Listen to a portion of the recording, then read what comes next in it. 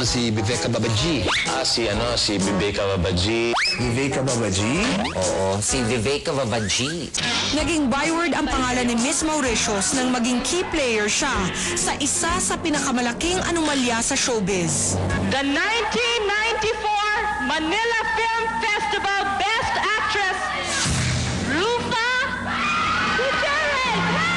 Sina Edu Manzano at Aiko Melendez ang rightful winners ng top acting plums ng gabing yun. Pero sa isang bizarre twist, biglang sina Gabby Concepcion at Rufa Gutierrez ang binasang winners ng presenters.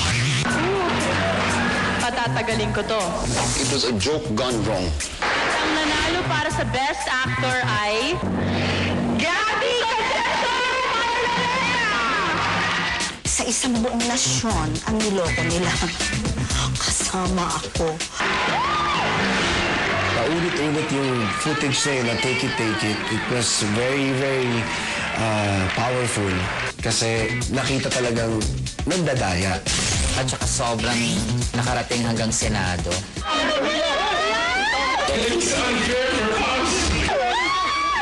Ang laki-laki na epekto niyan sa industriya.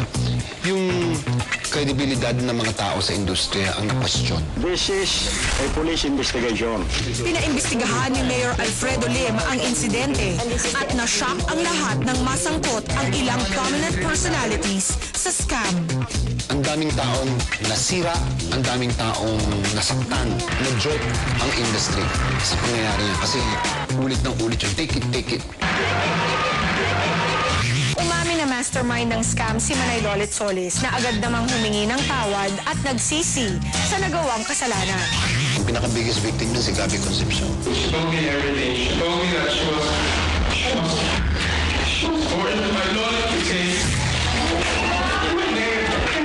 Alam mo, naawa ako kay Gretchen noon eh. Tawagin mo yung pangalan ni Rita at Best Actress. Sinawag ko kay Loli Solis na hindi mo kaya ito.